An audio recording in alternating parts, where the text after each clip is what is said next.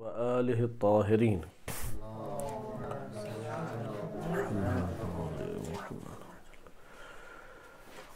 ماہ مبارک رمضان کی مناسبت سے قرآن کریم کی تفسیر موضوعی میں ابلیس و شیاطین اور ان کے اوصاف و احوال قرآن کریم کی روشنی میں آپ کی خدمت میں بیان کیے جا رہے تھے۔ ہم نے گزشتہ درس میں وہ تمام آیات کریمہ جن میں ابلیس کا تذکرہ وارد ہوا ہے اس کو سیاق کے ہمراہ ملاحظہ کیا اور چند نکات ہمارے سامنے خلاصتاً سامنے آئے۔ پہلا امر یہ تھا کہ ابلیس وہ ملائکہ میں سے قرار پایا، اور جب قرآن کریم نے ملائکہ کو حکم دیا تو وہ بھی ان میں شامل تھا۔ یہ بحث مفسرین میں ہے کہ اصل اس کی ملائکہ میں سے ہے یا اصل اس کی ایک اور نوع جو قرآن نے ذکر کیا جنات اس میں سے ہے۔ علماء میں اختلاف ہے۔ علامہ مجلسی رحمۃ اللہ علیہ نے ایک نوع اجماع اور اتفاق کا ادعا کیا ہے کہ تمام مکاتب اسلام بالخصوص مکتب تشیع اس بات پر متفق ہیں کہ وہ جنات میں سے تھا، لیکن برخلاف قول ہمیں مل جاتا ہے۔ شیعہ علماء میں ہی بعض قائل ہیں کہ جن کا کلمہ ہر جگہ یکساں معنی میں نہیں ہے۔ ایک دفعہ جن کا کلمہ ایک خاص مخلوق کے لیے استعمال ہوتا ہے جسے جنات سے ہم تعبیر کرتے ہیں، جن کہتے ہیں، جو ہمارے معاشرے میں رائج ہے، اور ایک دفعہ کلمہ جن پوشیدہ کے معنی میں آتا ہے۔ لہٰذا اس معنی میں کہ وہ اس کی حقیقت پوشیدہ تھی اس لیے اسے جن کہا گیا۔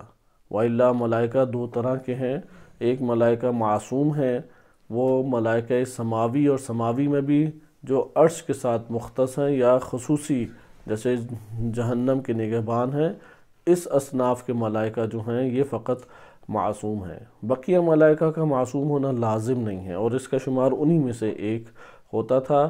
یہ عرضی ملائکہ میں سے ممکنہ قرار، یہ ایک قول میں بیان کر رہا ہوں، وہ جو معروف قول کے مقابلے میں ہے وہ یہ قول ہے۔ معروف قول تو یہ ہے کہ ملائکہ معصوم ہیں اور یہ جنات میں سے تھا اور کثرت عبادت کی وجہ سے ایک جگہ پہ پہنچا۔ لیکن دوسرا قول یہ ہے کہ ملائکہ دو طرح کے ہیں، ایک ملائکہ سماوی، اور سماوی بھی سارے معصوم نہیں ہیں۔ آسمانی ملائکہ میں بھی وہ ملائکہ کہ جو عرش کے ساتھ مختص ہیں، عرش الہی کے ساتھ، جن کے ذریعے اللہ تعالیٰ تدبیر فرما رہا ہے، یا وہ جو اللہ تعالیٰ کی تسبیح اور حمد کے ساتھ مختص ہیں، یا وہ کہ جو جنت یا جہنم کے نگہبان ہیں، یہ معصوم ہیں۔ لیکن جو عرضی ملائکہ ہیں وہ معصوم نہیں ہیں، اور اس کا شمار انہی میں ہوتا تھا، اور اس نے یعنی وہ گناہ کا اختیار رکھتے ہیں اور کر بھی سکتے ہیں، اور وہ ادھر عبادت کرتا رہا یہاں تک کہ یہ خصوصی جو بالا درجے کے فرشتے تھے ان میں اس کا شمار ہونے لگا۔ تو قرآن نے فَكَانَ مِنَ الْجِنِّ اس وجہ سے کہ یہ ان میں پوشیدہ خصوصیت کا مالک تھا، نہیں تھی آشکار۔ بعض نے یہ تعبیر کی۔ بہرحال یہ دو قول آپ کی خدمت میں بیان کیے۔ خلاصتاً عرض کرنا مقصود یہ ہے کہ ابلیس چونکہ ملائکہ ہی کے صنف میں اسے شمار کیا جاتا تھا، اللہ تعالیٰ نے حکم دیا کہ آدم علیہ السلام کو سجدہ کرو، اس نے سجدے سے انکار کیا۔ سجدے سے انکار کی یقیناً کوئی وجہ ہے، کیونکہ قرآن کا یہ واقعہ ہمیں خالی الجھانے کے لیے نہیں ہے۔ قرآن کا یہ واقعہ ہماری زندگی کی تربیت کے لیے ہے، نشوونما کے لیے ہے، کہ اس واقعے میں جو جو بیان ہوا ہے اخلاقی اعتبار سے، تربیتی اعتبار سے، وہ ہر وقت انسان سے گزر رہا ہے، انسان کے اوپر وہ جاری ہے، گزر رہا ہے، درست ہے؟ لہذا اس پہلو کو آپ مد نظر رکھیں۔ لہذا ابلیس نے انکار کر دیا۔ انکار کی کیا وجہ تھی؟ کیونکہ اس نے اپنے وجود میں قیاس کیا، باطل قیاس کیا، اپنے آپ کو آگ سے خلقت کی بنیاد پہ بالاتر قرار دیا، اور آدم علیہ السلام کو مٹی سے خلقت کی بنیاد پہ حقیر قرار دیا۔ اور اس قیاس کی کیا وجہ تھی؟ تکبر کیا۔ اس لیے قرآن نے ذکر کی ابا واستکبر۔ یہ جو قرآن کریم کی آیات ہیں کہ تکرار کے ساتھ قرآن میں تقریباً 2-3 جگہوں پہ یہ بات گزری ہے، الا ابلیس ابا واستکبر، یا خالی ایک جگہ پہ آیا الا ابلیس ابا، اس نے انکار کیا۔ بس انکار کی اصل وجہ کیا تھی؟ تکبر کا مرض تھا۔ بس یہ جو مرض ہیں، یہ امراض، یہ پھل دیتے ہیں، یہ نتیجہ دیتے ہیں۔ بالفاظ دیگر جو اس کے وجود میں قیاس کی یہ جو قباحت پیدا ہوئی، یہ جو قیاس کا شر پیدا ہوا، یہ جو اس نے قیاس اور مقایسہ باطل کیا، اس کی بدبو پیدا ہوئی، یہ کہاں سے اٹھا گند اور بلا اور یہ شر کس جگہ سے اٹھا؟ اس کا منبع کیا تھا؟ اس کا منبع مرض تکبر تھا۔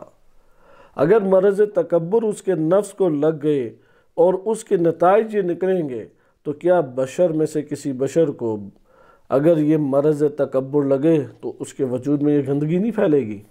یقیناً وہ یہی تو عمل انجام دے گا اپنے وجود میں، باطل قیاس کرے گا، اس قیاس کی بنیاد پر اگلا اس نے کیا جرم انجام دیا، قیاس باطن میں کیا، ظاہر کس طرح سے نکلا وہ قیاس؟ انکار کی صورت میں۔ اس حکمت کو سمجھنا چاہیے، الہی حکمت کو۔ تکبر کی بنیاد پہ اپنے وجود میں غلط قیاس کریں گے، اس غلط قیاس اور غلط مقایسے کا، غلط جو ہمارا کمپیریزن ہے، اس کا نتیجے میں کیا نکلے گا؟ یا انتقام اور دشمنی نکلے گی، یا تہمت نکلے گی، یا غیبت نکلے گی، یا انکار نکلے گا۔ مختلف چیزیں ہیں کہ جو سامنے برآمد ہوتی ہیں، درست ہے؟ اس لیے جو ظاہر ہو رہا ہے اس کے پیچھے یہ مدارج ہیں۔ اسی لیے امراض جو ہیں ان کی پھر نیچے قسمیں ہیں، ہر تکبر ایک طرح کا نہیں ہے۔ ائمہ علیہ السلام کی روایات میں تکبر کی قسمیں ہیں، جیسے اصول الکفر آپ پڑھ چکے ہیں گزشتہ درس میں، 3 ہیں: تکبر، حسد اور حرص۔ تکبر آپ نے دیکھا ابلیس حسد بھی کرتا ہے۔ حسد کے حوالے سے ایک حدیث میں آپ کی خدمت میں ذکر کر دوں کہ جو ہمارے ہاں صحیح سند طریق سے شیخ صدوق رحمۃ اللہ علیہ نے نقل کیا الخصال میں، اور شیخ لیثی نے 6 صدی ہجری کے معروف عالم ہیں، عیون الحکم، ان کی کتاب ہے عیون الحکم والمواعظ، اس میں انہوں نے اس روایت کو نقل کیا ہے کہ امیر المومنین علیہ السلام فرماتے: اذا قام الرجل الى الصلاۃ، جب بھی کوئی شخص نماز کے لیے کھڑا ہوتا ہے، یہ جو 1 سیکنڈ میں نمازیں پڑھ کے بھاگ جانا چاہتے ہیں، اصل میں پیچھے کیا چیز ہے؟ ابلیس جو ہے وہ نہیں چاہتا کہ یہ نماز کے لیے کھڑا ہو، اس لیے اس حدیث کے اوپر غور کریں۔ اذا قام الرجل الى الصلاۃ، جب بھی کوئی شخص نماز کے لیے کھڑا ہوتا ہے، اقبل ابلیس ينظر الیہ، تو ابلیس اسے دیکھنا شروع کر دیتا ہے، ابلیس اسے غور سے دیکھنا شروع کر دیتا ہے، حسداً، حسد کے مارے دیکھتا ہے، حاسدانہ نگاہ ڈالتا ہے۔ صحیح، حسد سے دیکھنا، کس چیز کا حسد؟ کیونکہ حسد ہمیشہ ایک کمال کے اوپر ہوتا ہے۔ اب کمال وہ ہے یا نہیں یہ الگ بحث ہے، لیکن جب بھی کوئی شخص حسد کرتا ہے، اگلے کو کسی نفع یا کسی کمال میں پاتا ہے، تو وہ اس بات کے اوپر جلتا ہے کہ کیوں یہ کمال یا نفع اس کے پاس ہے، بس یہ اچھی چیز اس کے پاس کیوں ہے، میرے پاس نہیں ہے، یہ کیوں اسی کی بس تعریفیں ہو رہی ہیں، میری تعریفیں نہیں ہو رہی۔ یہ حسد ہے۔ حسد کا مرض لگا ہوتا ہے، اگر انسان تزکیہ نفس نہ کرے یہ تو ساری مدت لگا رہے گا۔ مجتہد بننے سے، مفسر، محدث یا عالم، فاضل، عابد، مجاہد بننے سے تو یہ مرض نہیں چلا جاتا، تزکیہ نفس کے ذریعے سے یہ مرض جاتا ہے۔ لہٰذا کیا کرتا ہے؟ حاسدانہ نگاہ۔ اب وہ کیا کمال ہے جس کی وجہ سے ابلیس حسد کر رہا ہے؟ آگے قرآن کریم یہ روایت اہل بیت علیہ السلام خود اس کی تشریح کرتی ہیں، لما یرا من رحمت اللہ التی تغشاہ، کیونکہ وہ دیکھتا ہے کہ اللہ کی رحمت نے مکمل طور پہ اسے گھیرے ہوئے ہے، کیونکہ اللہ کی رحمت ہے تو نماز پڑھ رہا ہے، وہ اللہ نماز نہیں پڑھے گا۔ جیسے کھیل کود میں مشغول ہوتا ہے تو نماز ترک کر دیتا ہے، کیوں؟ کیونکہ رحمت الہی سے دور ہے، لہو لعب نے اسے اللہ کی رحمت سے دور کر کے ابلیس کے قریب کیا ہوا ہے۔ جب بھی انسان نماز کی طرف آتا ہے اور نماز پڑھتا ہے، نماز کے لیے کھڑا ہوتا ہے، یہ حسد کے مارے تڑپتا رہتا ہے ابلیس، اور حسد کرتا ہے کہ کیوں یہ اللہ کی رحمت اسے گھیرے ہوئے ہے، اس لیے وہ اس حسد کی وجہ سے نماز کے قریب کسی کو نہیں جانے دیتا، کیونکہ نماز واحد عبادت ہے کہ جس میں تمام عبادات کی خصوصیت پائی جاتی ہے۔ ایسی جامع عبادت آپ نہیں لا سکتے، مثلا اس میں ذکر الہی بھی ہے، اس میں مناجات الہی بھی ہے، اس میں دعا بھی اللہ تعالیٰ سے ہے، اس میں رکوع بھی ہے، اس میں سجود بھی ہے، اس میں تلاوت قرآن کریم بھی ہے، اس میں اللہ تعالیٰ کے سامنے عاجزی و انکساری بھی ہے، اس میں اللہ تعالیٰ کی اطاعت بھی ہے۔ بہت جامع عبادت ہے، اس لیے تمام اعمال آپ اٹھا کے دیکھیں جو کتابوں میں وارد ہوئے ہیں، اس میں سب سے زیادہ نماز کی تاکید ہے، کیونکہ اسی میں دعا ہے، دعا لمبی آپ مانگے، اسی میں ذکر ہے، اسی میں استغفار ہے، اسی میں توبہ ہے۔ تو یہ ہے، آپ نے دیکھا کہ حسد کرتا ہے۔ البتہ دلچسپ ایک روایت اور بھی ہے، یہ بھی آپ کی خدمت میں بیان کر دی جائے۔ تحف العقول میں ابن شعبہ حرانی نے اس روایت کو ذکر کیا ہے امیر المومنین علیہ السلام سے۔ تحف العقول کتاب ہے۔ حسد کی 2 قسمیں ہیں، کیونکہ اسی واقعے سے مربوط ہے، اور یہاں پہ یہ نقطہ بیان کرنا مقصود ہے کہ ابھی چونکہ ہمارا موضوع تکبر اور حسد کو بیان کرنا نہیں ہے، وَإِلَّا روایات معتبرہ میں آیا ہے کہ حسد جو ہے وہ یأکل الایمان، ایمان کو کھا جاتا ہے حسد۔ الحسد یأکل الایمان کما تأکل النار الحطب، کہ جیسے لکڑی کو آگ کھا جاتی ہے۔ اس لیے جب بھی آپ کوئی باربیکیو کے لیے جائیں اور کوئلہ جلائیں یا لکڑی جلائیں تو اس پہ غور کریں، آگ کیسے سالم لکڑی کو کھا رہی ہے۔ جیسے آگ کھا جاتی ہے، حسد اسی طریقے سے کھا جاتا ہے۔ اس کی ایک اور انداز میں تشریح کریں، جو ابھی آپ کی خدمت میں مراحل ذکر کیے کہ تکبر بنیاد بنا انکار کا، تو ہم اس طریقے سے اگر ترتیب بنائیں تو کہہ سکتے ہیں کہ حسد ایک مرض ہے۔ اگر وہ مرض لگا ہوا ہو انسان کو تو اس کے نتیجے میں مختلف طرح کے امور انسانی وجود میں جنم پائیں گے، مختلف طرح کے قبیح خیالات ہیں، قبیح منصوبے ہیں، نفرت ہے، کینہ ہے، بغض ہے، اندر اضطراب ہے، جلن ہے۔ یہ جو نفرت اور بغض ہے پھر یہ ظاہر کیسے ہوگا؟ ممکن ہے کبھی بڑی اچھی دوستی کر کے نقصان پہنچانا، اس لیے ہمیشہ ضروری نہیں ہے کہ حاسد وہ غصے میں ہی ہو، نہیں، حاسد کیا ہوتا ہے، وہ آپ کے ملہ نثار دوست بن کے آتا ہے، ہمدرد بن کے آتا ہے، ناصح بن کے آتا ہے، لیکن پیچھے سے نقصان پہنچانا چاہتا ہے۔ اور حسد واحد ایسی بیماری ہے، جب حاسد حسد کرنا شروع کر دے تو وہ جس سے حسد کر رہے اسے نقصان پہنچا کے رہتا ہے، یا کسی نہ کسی درجے کا نقصان ضرور پہنچاتا ہے۔ اس لیے قرآن کریم میں پناہ کس سے مانگی گئی ہے؟ وَمِن شَرِّ حَاسِدٍ اِذَا حَسَد، جب وہ حسد کرنے لگے تو حاسد سے پناہ مانگو اللہ کی بارگاہ میں، کیونکہ بہت خطرناک چیز ہے۔ لیکن روایت میں ادھر وارد ہوا ہے حسد 2 طرح کے ہیں، حسد 2 طرح کے، الحسد و حسدان، حسد و فتنۃ و حسد و غفلت، ایک فتنے کا حسد ہے اور ایک حسد غفلت ہے۔ فاما حسد الغفلہ، غفلت والا حسد کون سا ہے؟ کما قالت الملائکہ حین قال اللہ، جب اللہ سبحانہ وتعالیٰ نے فرمایا تو ملائکہ نے کہا کہ اللہ تعالیٰ نے کیا فرمایا؟ انی جاعل فی الارض خلیفہ، میں زمین پہ خلیفہ بنانے والا ہوں یا بنا رہا ہوں۔ قالو، تو انہوں نے کیا کہا؟ اتجعل فیہا من یفسد فیہا، اسے زمین کے اوپر اے اللہ تو خلیفہ بنائے گا جو فساد برپا کرے زمین پہ، وَيَسْفِكُ الدِّمَاء، اور خون بہائے زمین پہ، وَنَحْنُ نُسَبِّحُ بِحَمْدِكَ وَنُقَدِّسُ لَكَ، کمال تو ہمارے پاس ہے، اپنا کمال ذکر کیا اور ان کا فساد ذکر کیا۔ تو اپنا کمال کا ذکر کیا، ہم تیری حمد کے ہمراہ تسبیح بھی انجام دیتے ہیں اور تیری تقدیس بجا لاتے ہیں۔ اجعل، یعنی اجعل ذالک الخلیفہ منا، خود روایت یہ بیان کر رہی ہے، اس جملے کا مطلب یہ بنتا ہے کہ اللہ ہم میں سے خلیفہ قرار دے۔ کیوں بشر سے خلیفہ قرار دے رہا ہے؟ وَلَمْ يَقُولُوا حَسَدًا لِآدَمَ مِنْ جِهَةِ الْفِتْنَةِ، فتنے کی جہت سے انہوں نے آدم سے حسد نہیں کیا تھا، کیونکہ حسد ہوا نا کہ آدم بن رہا خلیفہ، ہم نہیں بن رہے۔ کمال کسے مل رہا ہے؟ آدم کو، تو ہمیں نہیں یہ کمال مل رہا۔ تو یہ فتنے کی جہت سے نہیں تھا، وَالرَّدْ وَالْجُحُودِ، اور وہ انکار کی سمر میں نہیں تھا کہ آدم کا انکار کر دیں یا آدم سے دشمنی کریں۔ والحسد الثانی، وہ جو حسد فتنہ ہے، الذی یسیر بہ العبد الی الکفر والشرک، جو بندے کو کفر اور شرک تک پہنچا دیتا ہے۔ یہ یاد رکھیں کہ یہ 3 اتنے خطرناک مرض ہیں کہ جو انسان کو ایمان سے نکال کے کفر اور شرک تک پہنچا دیتے ہیں۔ آپ احادیث مبارکہ اٹھا کے دیکھیں، تکبر کے بارے میں بھی یہی کلمات وارد ہوئے ہیں جو حسد کے بارے میں وارد ہوئے ہیں کہ ایمان کو کھا جاتا ہے۔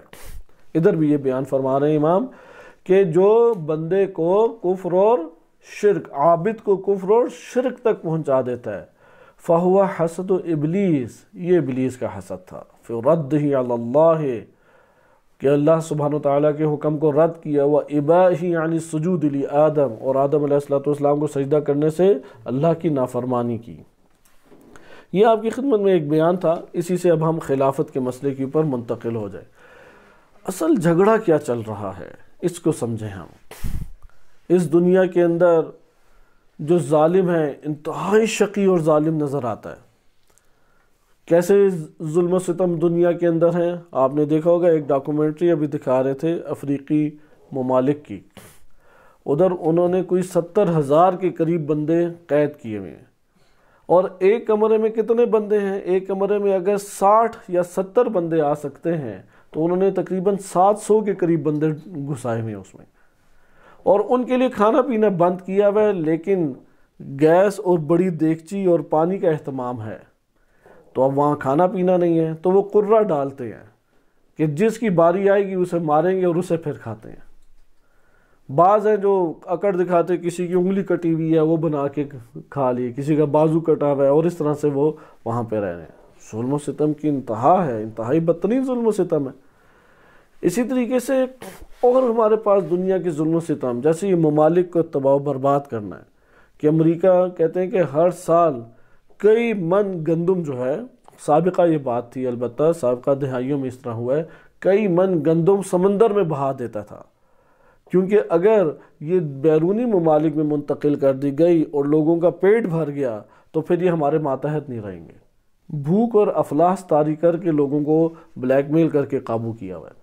دنیا میں سب سے مہنگی ترین چیزیں اسلحہ اور منشیات ہیں، لیکن دنیا میں سب سے زیادہ وافر طور پہ جگہ جگہ تک جو پہنچائی گئی ہیں وہ یہی دو چیزیں ہیں، وہ اسلحہ اور یہی منشیات ہیں۔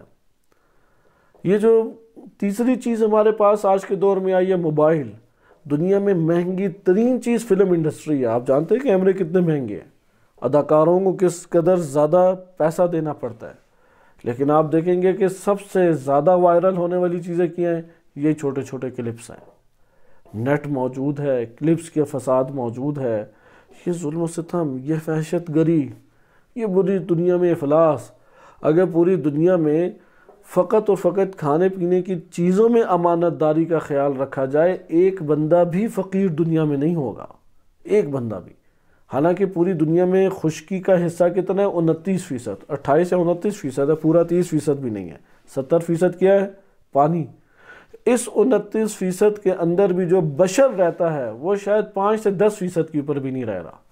ابھی آپ دیکھیں نا کہ آپ پاکستان کی آبادی دیکھیں، بڑا ایک آبادی والا ملک ہے، آپ لاہور شہر سے کتنی دیر میں نکل آتے ہیں؟ بہت ہوا اگر ٹریفک ہٹا دیں، ایک کونے سے باہر نکلنے میں 40-50 منٹ لگیں گے۔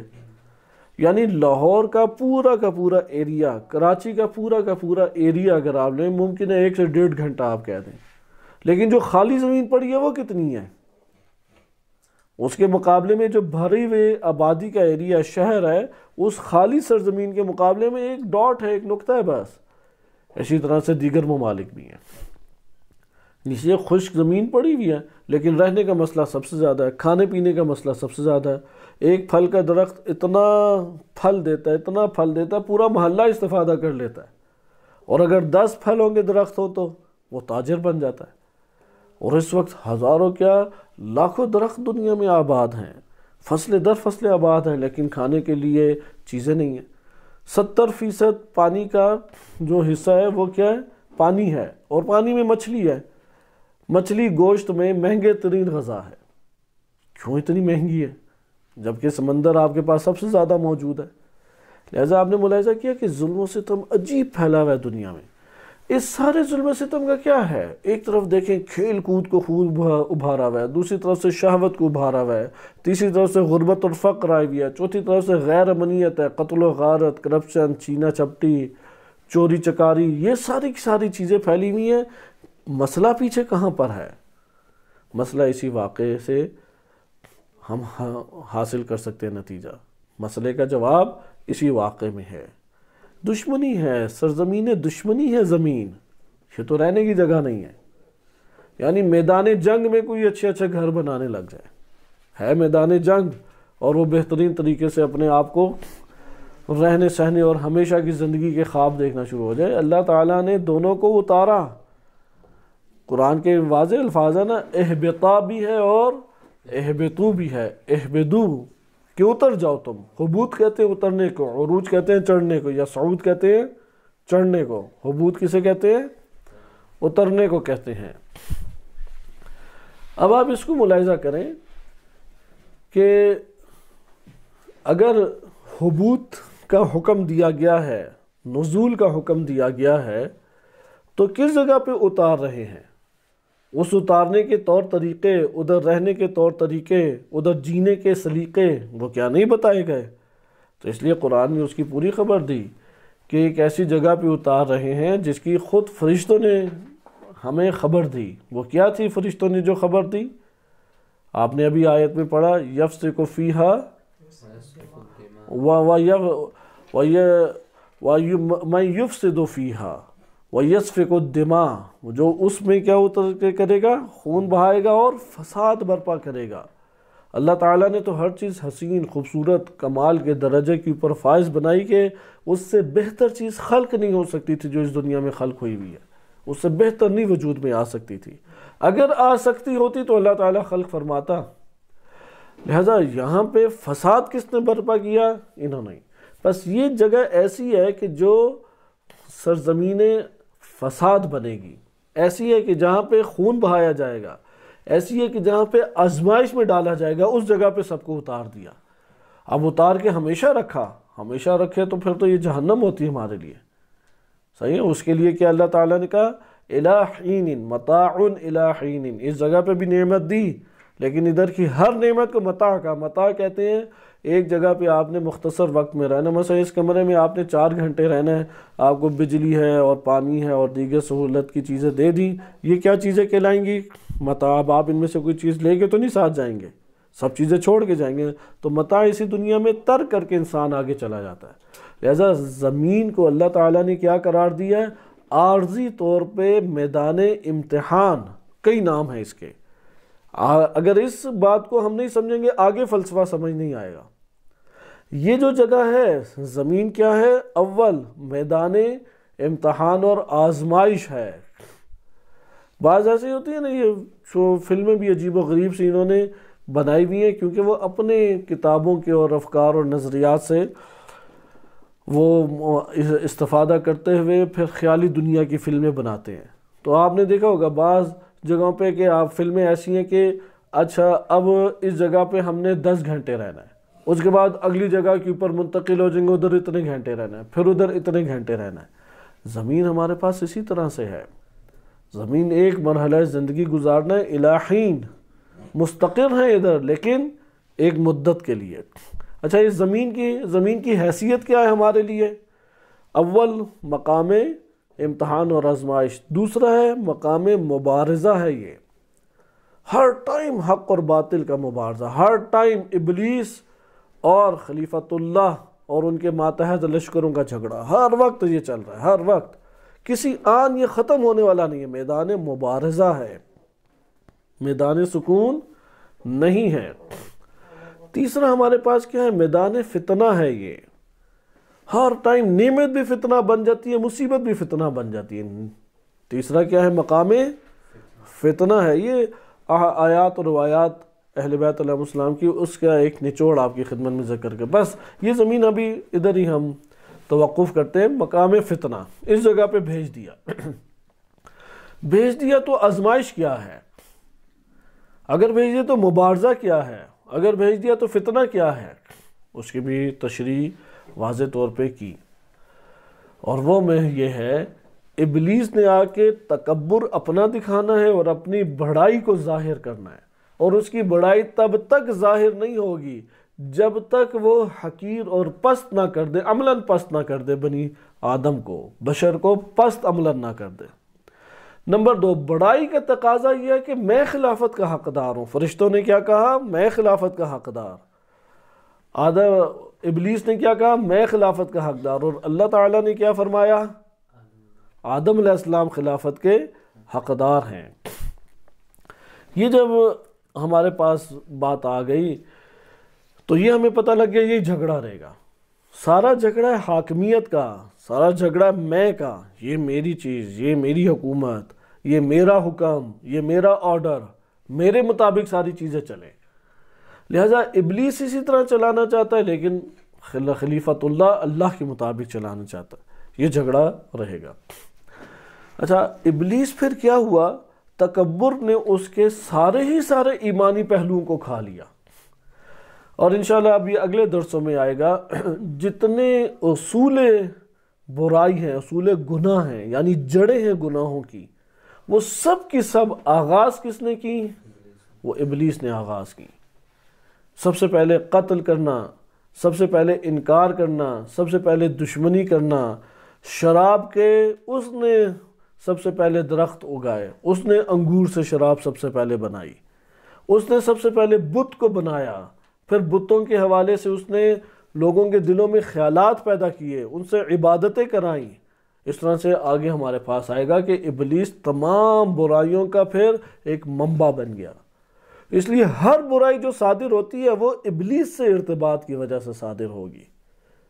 وہ کوئی بھی نیک بندہ ہو، مومن ہو، کوئی بھی ہو، خطا ہے تو ابلیس سے ارتباط ہے، اور خلیفۃ اللہ کا ارتباط فقط ابلیس سے۔ وہ فقط واحد ہستی ہے خلیفۃ اللہ ہر دور میں۔ انسان کامل ہر دور میں وہ واحد ہستی ہے کہ جس کا ابلیس سے تعلق نہیں ہو سکتا، کیونکہ وہ تو حتماً دشمنی کرے گا، لیکن ان کے ماتحت جو ہیں یہ کھینچا تانی چلتی رہے گی۔ ابلیس ہے، اس کی ذریت بھی ہے اور اس کے لشکر بھی ہیں۔ قرآن کریم نے دونوں لفظ استعمال کیے۔ قرآن نے کتنے الفاظ ہمارے سامنے جو آئے استعمال کیے ہیں؟ اگر آپ قرآن کا سرسری جائزہ بھی لیں تو 4 کلمات ہمارے پاس آرام سے آ جاتے ہیں۔ پہلا کلمہ ذریت، صحیح ہے؟ دوسرا کلمہ جنود، تیسرا کلمہ اولیاء، چوتھا کلمہ اخوان و شیاطین ذکر ہے یا نہیں؟ بھائی ہیں۔ پانچواں کلمہ اتباع کرنے والے اس کے، صحیح ہے؟ چھٹا کلمہ کہہ سکتے ہیں غاوین، اغوا ہو گئے، جو ایک ہے جنہوں نے ہونا ہے یا ہو سکتے ہیں، لیکن ایک ہے جو اغوا ہو گئے۔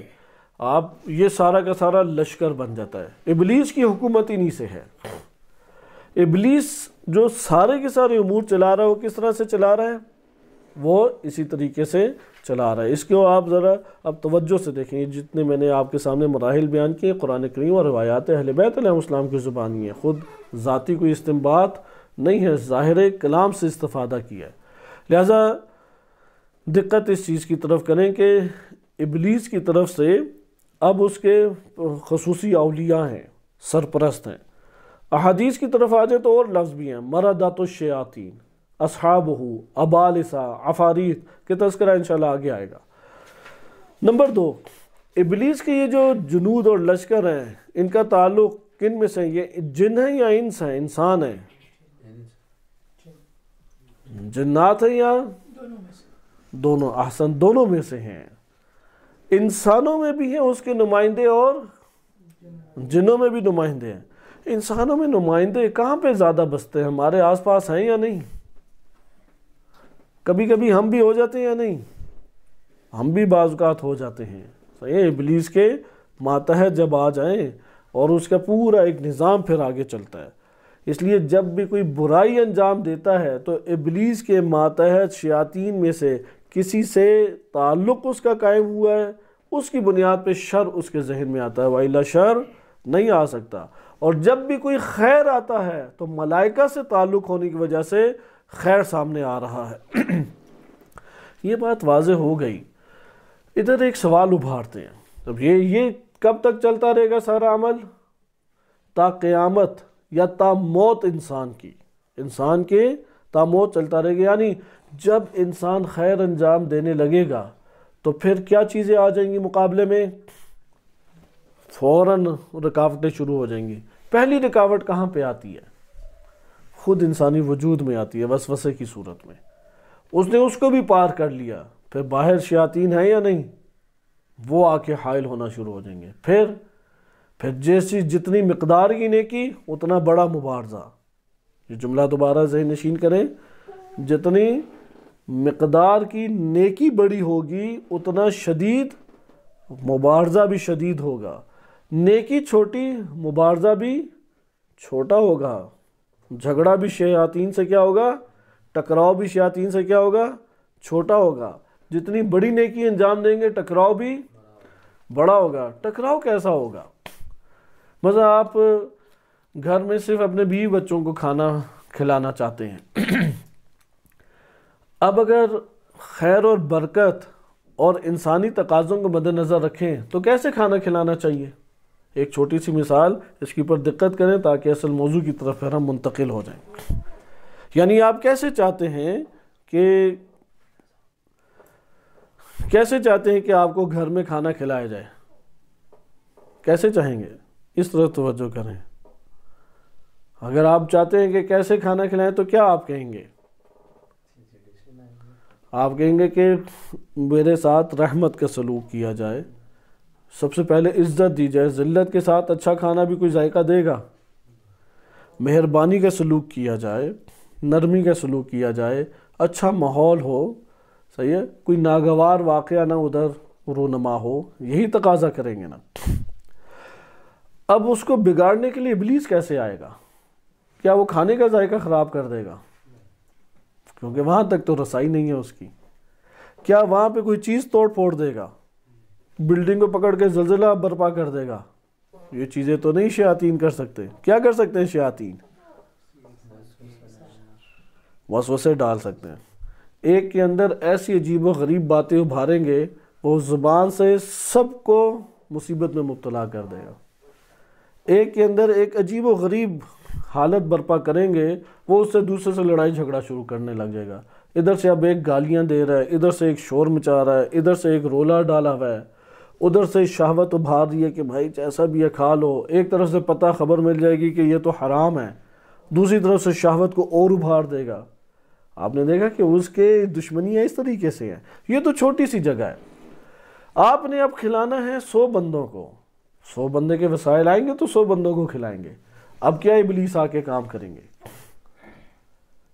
کیسے یہاں پہ فتنہ؟ کیونکہ دشمنی کرنی ہے نا. آپ نیکی انجام دینا چاہتے اس نے روکنا ہے. وہ روک تو اس طرح تھوڑی سکتا آٹا چوری کر کے لے گیا. صحیح ہے؟ آگ ہی پیچھے سے بجھا دی. یہ کام تو نہیں کرے گا وہ. ابلیس خود بہت قدرت چیزوں میں رکھتا ہے لیکن اللہ تعالیٰ نے خلیفۃ اللہ خود زمین پہ قرار دیا اور ہمیں اس کے ماتحت قرار دیا. اور ابلیس اس کے سامنے کوئی حیثیت نہیں رکھتا خلیفۃ اللہ کے. لہٰذا مدد خلیفۃ اللہ کی جانب سے ہمیں ملتی رہے گی اور خلیفۃ اللہ ہی کی مدد اللہ کی مدد ہے. لہٰذا یہاں پہ وہ کیسے بہکائے گا؟ کیا آپ کو محسوس ہوتا ہے؟ مثلا ہمارے پاس اگر ہم نے 5 بندوں کو کھلانا ہے ایک اچھی غذا، آج کل کے حساب کتاب کے مطابق آپ کہہ لیں پاکستانی بالفرض آپ کے پاس 15 سے 20 ہزار روپے ہونا چاہیے بالفرض. لیکن اگر آپ نے 100 بندوں کو کھلانا ہے آپ کے بالفرض 10 لاکھ روپے ہونے چاہیے. اب جب 10 لاکھ روپے آپ کے پاس آ جائیں تو کیا کرے گا ابلیس یا اس کے چیلے؟ خود تو وہ نہیں کوئی زیادہ حرکت کرتا، دیکھتا ہے کہ یہ مجھ سے ہی کچھ مشابہ ہے تو پھر ہلکے پھلکے چھوٹے بچوں کو اپنے بھیج دیتا ہے. یا وہ جو تازہ نہیں ہوتے کیڈٹ جنہیں رضاکار فوج کہتے ہیں، وہ رضاکار فوج میں سے ایک کو بھیجے گا، وہ اسے گمراہ کر کے آ جاتے ہیں. مثلا وہ کہے گا کہ یار 10 لاکھ ہے تو تم نے ضروری ہے کہ ڈالڈا گھی ڈالنا ہے، یہ تم دوسرے والا سستا گھی ڈال دو انہیں کیا پتہ لگتا ہے. صحیح ہے؟ اگر یہ مرچ جو تم 1 کلو لے کے جا رہے ہو اس میں 1 پاؤ پاؤڈر ڈال دو انہیں پتہ لگنا ہے کہ مرچ ہے یا پاؤڈر ہے، کیا اس سے فرق پڑے گا؟ صحیح ہے؟ اسی طرح کہتا ہے 10 لاکھ دیے تو سارے آج ہی خرچ کرنے ہیں. تمہارے گھر بار کا بھی ہے خرچہ، تمہارا اپنا بھی خرچہ ہوتا ہے. تم اتنی زحمت کر رہے ہو، اتنی مشقت اٹھا رہے ہو، تمہارے اپنے بھی تو کوئی زحمت کے پیسے ہونے چاہیے. تمہارا اپنا بھی تو کوئی حق ہونا چاہیے. جب بدن کا حق بنتا ہے تو اس کی اطلاع تھوڑی ساروں کو دینی ہے. اب حق کتنا بنتا ہے؟ کہتے چلو 5 لاکھ تو کم سے کم بنتا ہے کیونکہ تم ماشاءاللہ مدیر ہو، سارے کام کر رہے ہو، یہ ہے فلاں ہے، 5 لاکھ تمہارا حق بنتا ہی ہوگا. اب وہ 5 لاکھ اس طرح سے فساد برپا ہوتے ہیں. وہ آ کے کوئی چولہا نہیں بند کرتا، آٹا نہیں چوری کر لے گا. لہٰذا قرآن میں اس نے بیان کر دیا لَأُزَيِّنَنَّ لَهُمْ فِي الْأَرْضِ، وہ خوبصورت منصوبے بنا کے سامنے لے کے آئے گا، اس طرح کر لو، اس طرح کر لو، فلاں کر لو. پھر کیا ہے وَلَأُغْوِيَنَّهُمْ اجمعین، سب کو اغوا کروں گا. اس لیے جو اپنے اندر کی حالت نہیں جانتا کبھی بھی نہیں بچ سکتا. وہ قرآن اپنے ساتھ چپکائی رکھے، ذریعہ مبارک کو ساتھ چپکا لے، بیت اللہ کے اندر منتقل ہو جائے۔ قرآن کہتا ہے کہ آیت قرآن میں وارد ہوئی کہ بیت اللہ میں قتال مت کرو، لیکن اگر مشرکین تمہیں قتل ادھر کریں تو پھر تم انہیں مارو۔ مشرکین ان کو مارنا پڑے گا، بیت اللہ میں آ کے قتل کر رہے ہیں، تو بیت اللہ کے اندر کیا ابلیس نہیں کارآمد ہو سکتا؟ اگر نہیں ہو سکتا تو نبی صلی اللہ علیہ وسلم کے فتح مکہ سے پہلے پوری دنیا میں سب سے بڑا بت خانہ کہاں تھا؟ سب سے بڑا کرۂ ارض کا بت خانہ بیت اللہ کے اندر تھا۔ اس کا صفایا کیا تو نبی صلی اللہ علیہ وسلم نے حج کیا، ورنہ حج نہیں کیا۔ وہاں سے جب تک وہ بت خانہ ادھر قائم رہا، ہجرت کر لی، مکہ پہ آئی نہیں لوٹ کے دوبارہ۔ لہذا جہاں پہ اللہ سبحانہ وتعالیٰ کا حکم اور اللہ کا قانون اور اس کی شریعت اور اس کا فرمان جاری ہوگا، وہ سرزمین انہیں عزیز پھر محسوس ہوئی اور وہاں منتقل ہو گئے۔ لہذا جب یہ بات آپ کے لیے واضح ہو گئی کہ یہ مبارزہ تا موت، حتیٰ جب مرنے لگتا ہے انسان تو یہ ابلیس آ جاتا ہے۔ اب یہ بات مرنے والے کو پتہ ہے اور انسان کو، یہ روایات نے ہمیں بیان کی، کسی کے سامنے نہیں آتی۔ ادھر کچھ رو رہے ہوں گے، کچھ درود پڑھ رہے ہوں گے، کچھ قرآنی آیات پڑھ رہے ہوں گے، کوئی کہہ رہا ہوگا قبلہ رخ کرو، کوئی کہہ رہا ہوگا ڈاکٹر کو بلاؤ، کوئی سینے پہ ہاتھ مار رہا ہوگا، اور اندر وہ بندہ کیا کر رہا ہے؟ ابلیس کہے گا کہ ایک دفعہ تو میری بات مان لے، میں تجھے سارے درد سے چھٹکارا دے دوں گا۔ کہے گا کیا تیری بات مانے؟ کہ مجھ کو سجدہ کر لے، کہ میں تجھے سجدہ کرتا ہوں اس شرط پہ کہ ساری تکلیفیں دور ہو جائیں۔ اب یہاں پہ یہ سارے کہے گا نہیں میں تجھے سجدہ نہیں کرتا۔ وہ کہے گا اگر سجدہ کرے گا دیکھیں اس طرح کی تو صحت مند تندرستی حاصل کر لے گا، ہمیشہ ساری عمر تو صحت مند نہیں ہوا، اس مشکل سے بھی نجات ہو جائے گی، اس سے بھی نجات ہو جائے گی۔ اب یہ والی اندر باتیں چل رہی ہیں، جس پہ رحمت الہی نازل ہو جائے وہ وہاں پہ پھر اسے بھگا دیتا ہے، اور اس بندے کے ہونٹ حرکت میں آپ کو محسوس ہوتے ہیں یار لا الہ الا اللہ پڑھ رہا ہے، مسکرا اٹھتا ہے، یا کوئی اور اس کے اوپر عمل طاری ہوتا ہے۔ اب بعض ہیں کہ جو سجدہ کر دیتے ہیں، وہ آخری دم تک نہیں چھوڑتا، آخری دم تک نہیں چھوڑتا۔ وہاں پہ یہ تمام اعتقادات انسان کو فائدہ دیتے ہیں کہ جس نے خلیفۃ اللہ سے تعلق قائم کیا تو خلیفۃ اللہ کی طرف سے مدد نہیں آئے گی اسے، وہ مدد آتی ہے تو اسے چھٹکارا دیتی ہے۔ اس کی مثال ایسی ہے، یہ ہمارے بعض عزیزان ہیں ان کے ساتھ بھی پاکستان میں واقعہ ہوا کہ پاکستان میں ایک گینگ تھا خواتین کا، وہ گھر میں آتے تھے اور چیزیں بیچنے کے حوالے سے، پھر اس سے باتیں کرتے کرتے کرتے اس طرح سے اس کے ذہن کو معوف کر دیتے تھے یا ایک دائرے اور حصار میں لے آتے تھے، وہ پورے گھر کا سونا اسے بیچ دیتی تھی خاتون۔ تو اسی طریقے سے اب گیٹ کھلا، 2 سے 3 خواتین آئیں، باہر ایک بندہ کھڑا ہے، آئے اور انہوں نے پہلے پانی پلانے کے حوالے سے، گرمی شدید تھی اور پاکستان میں عموماً آپ جانتے ہیں گرم علاقوں میں پوری دنیا میں ہی دوپہر کے ٹائم، تبتی دوپہر میں سارے لوگ آرام کرتے ہیں، سنسناٹا اور سنسان جگہیں ہوتی ہیں۔ تو وہاں پہ اب وہ خاتون ہیں کہ باتیں اس نے شروع کی، کرتے کرتے کرتے اسے معوف ایک قسم کا کر دیا، پھر ایک کے بعد ایک چیز لا رہی ہے، دوسری تیسری چوتھی، اتنے میں ایک جاننے والا باہر سے آ گیا۔ وہ آیا تو اس نے کوئی ایک آواز لگائی، وہ ابھی دور ہی تھا، دیکھ رہا ہے کہ اس گھر کی طرف آ رہا ہے، تو اب وہ تھا ہمسایا، اس نے کہا ان کا دروازہ کیوں کھلا ہے؟ تو دروازہ اس نے کھول کے دیکھا، کھلا ہے، کوئی بھی نہیں ہے۔ تو یہ جو پیچھے بندہ کھڑا تھا اس نے فوراً فون کیا، اور فون کیا تو وہ برقع پہنی ہوئی خواتین تھی، وہ اندر قدم رکھا ہے، تو وہ خواتین آہستہ آہستہ چلتی ہوئی باہر نکلی ہیں۔ اس نے بھی کہا خواتین آ رہی ہیں، سائڈ پہ ہو گیا، سیدھا وہ خواتین نکل گئی، اور جب اندر آئے تو حالت ہی عجیب تھی، یعنی انہی کے رشتہ دار تھے تو لیکن ہمسائے تھے، اور تب وہ پھر ساری بات آئی کہ یہ سارے سونے کے سیٹ بکھرے ہوئے ہیں، ادھر ایک پڑا ہے، ادھر ایک پڑا ہے، فلاں چیزیں ہیں۔ یہ جو موت کے وقت انسان کا حال ہے وہ بھی ایسا ہی ہوتا ہے، خلیفۃ اللہ کی پھر مدد آتی ہے۔ یہ اعتقاد ہے حجت اللہ کے ساتھ، اگر حجت اللہ سے محبت اور اطاعت کا تعلق ہے وہاں پہ ادھر سے ایک مدد آئے گی، ورنہ تو کیا انسان، وہ تو سجدے بھی کرے گا، رکوع بھی کرے گا، ابلیس کو مانے گا بھی، اور ابلیس ہاتھ پکڑ کے اسے اپنی ولایت میں لے جائے گا جہنم میں۔ لہذا آپ نے ملاحظہ کیا کہ یہ تا موت جھگڑا جاری ہے۔ سرزمین جو ہم جس سرزمین پہ رہ رہے ہیں جو اللہ تعالیٰ نے ہمیں زمین کے اوپر اتارا ہے اِلیٰ حین مدت تک وقت دیا ہے۔ ادھر یہ نہ سمجھیں کہ آیات پڑھ دینے سے، بڑے بڑے درس دینے سے، بڑی بڑی باتیں کرنے سے، فلسفہ عرفان کے اصطلاحات یاد کرنے سے بچاؤ ہو جائے گا۔ بچاؤ کہاں پہ ہوگا؟ ایک حقیقی ترتیب سے دین کو تھامنا، اور دوسرا انسان اپنے وجود سے اخلاقی نقائص دور کرے۔ اب ہم واقعے کی طرف منتقل ہوتے ہیں کہ آج بھی ہمارے پاس وقت قلیل ہو گیا۔ سارا خلافت کا جھگڑا، ہمیں کیا پتہ لگا؟ جھگڑا اصل کہاں پہ ہے؟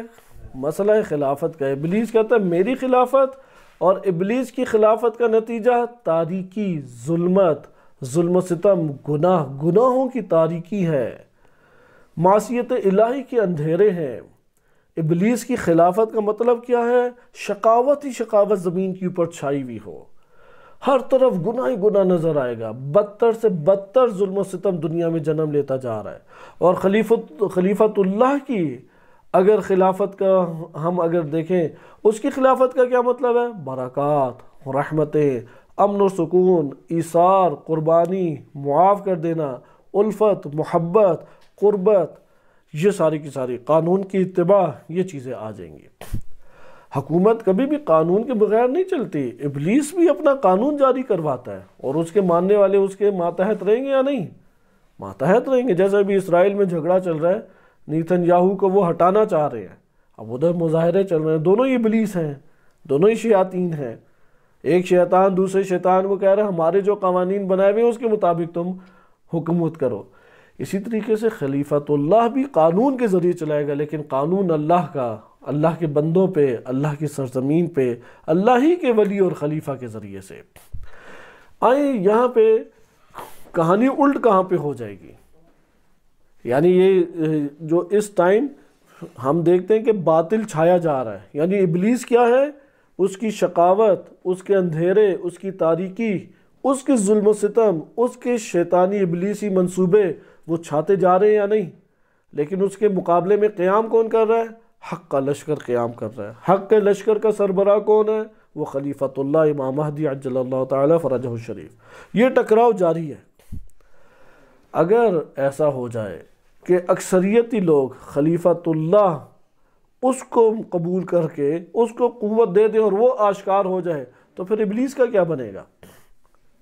وہ شکست کھا جائے گا۔ وہ شکست کھا گیا پھر کیا ہوگا؟ شقاوت ختم ہو جائے گی، شہوات دب جائیں گی، ظلم و ستم ختم ہو جائے گا، گناہوں کے پھندے اور تاریکیاں وہ ناپید ہونا شروع ہو جائیں گی۔ ایسا ہی ہوگا۔ غدیر خم پہ جب اعلان ہوا تو ابلیس کو کیا فکر پڑ گئی؟ وہ تو موت والی آواز نکالتے ہوئے رویا، چیخا، چلایا۔ اسی کا تذکرہ روایات اہل بیت علیہ السلام نے کیا ہے، لیکن میں تیزی سے اب احادیث آپ کی خدمت میں پڑھتا ہوں۔ الکافی کی ایک روایت ہے، جلد نمبر 1 صفحہ 421 میں، یعنی یہاں سے ہمیں پتہ لگ جائے گا کہ مکتب تشیع میں حجت الہی و خلیفت اللہ، اس کا شدید ارتباط کا کیوں تذکرہ ہے۔ اتنی تاکید آپ کو کسی اور مکتب میں نظر آتی ہے جو مکتب تشیع، مکتب اہل بیت علیہ السلام میں ہے؟ ہر روز سلام اس کے اوپر پڑھنے کو مستحب قرار دیا گیا ہے، اس کے اوپر درود بھیجنے کو، اس سے تعلق، محبت، ایثار، وفاداری، فداکاری، طرح طرح کی کمالات کا تعلق کس سے جوڑ کے لو؟ حجت الہی سے۔ کیوں اسے محور اور مرکز بنایا گیا ہے؟ ہمیں آج پتہ لگ گیا۔ وَإِلَّا ابلیس سے جنگ نہیں ہو سکتی۔ ابلیس سے جنگ ایک ہی صورت میں ہو سکتی ہے۔ وہ کب ہو سکتی ہے؟ تعلق اپنا حجت خدا سے جوڑ لیں، تعلق ان کے اولیاء سے جوڑ لیں کہ جن کو انہوں نے اولیاء بنایا ہے، جو ان کے محبین ہیں ان سے تعلق جوڑ لیں، ان کے دوستوں سے تعلق جوڑ کے دوستی کر لیں۔ یعنی امام خمینی پسند آنے لگے، رہبر معظم اچھے لگنے لگے، جناب فاطمہ معصومہ سلام اللہ علیہ کی تعظیم شروع کر دیں، امام رضا علیہ السلام کی زیارت کے لیے بے چین اور مضطرب ہو کے جانے کی خواہش پیدا کر لیں۔ یہ شدید تعلق کی نشاندہی کرے گا، یہ ابلیس سے ٹکرا دے گا۔ یہ موت کے وقت جب آ کے سب سے آخری حملہ اور شدید ترین حملہ وہی حالت نظام میں ہوتا ہے، اس وقت آ کے جو ابلیس حرکتیں کرتا ہے انسان کے ساتھ، وہ انسان بقیہ کسی کے سامنے نہیں ہو رہی، اور وہاں پہ یہی ارتباط ہمیں فائدہ دے گا۔ آخر خلیفت اللہ کے ہاتھ تو نہیں اللہ تعالیٰ نے زمین پہ باندھے، اللہ تعالیٰ نے پوری قدرت کے ساتھ عصمت کے مرحلے پہ فائز کر کے اللہ تعالیٰ نے زمین پہ بھیجا، وَإِلَّا تو خداوند متعال کی حکمت تمام نہ ہوتی۔ اگر ابلیس کو اتنی قوت دیتی، خلیفۃ اللہ کے پاس قوت نہیں ہے، کیا وہ اپنے شیعوں کے لیے اور اپنے تابعین کے لیے اور اپنے پیروی کرنے والوں کے لیے مدد اور ہدایت کا سامان نہ پیدا کر سکیں؟ ایسا نہیں ہو سکتا۔ اس روایت کو دیکھیں، اس روایت کے بعد پھر ہم ایک دیگر روایات کے مجموعے کی طرف منتقل ہو جائیں گے۔